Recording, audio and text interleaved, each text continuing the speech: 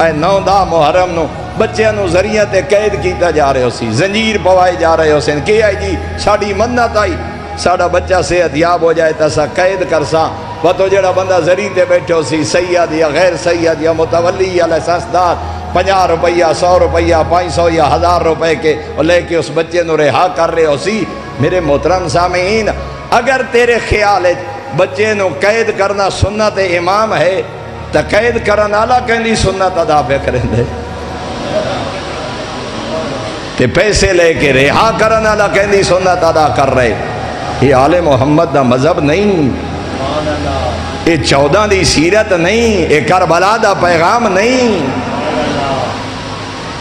غیر کیسے متاثر ہوں گے جب تو اپنے 2 4 5 سال کے بچوں کو زنجیر پہنا رہا ہوگا اور قید کر رہا ہوگا۔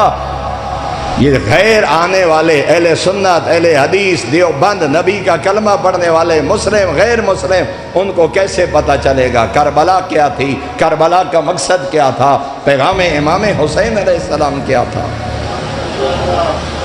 میرے محترم سامعین، کام وہ کرو جو آل محمد نے کہا ہو،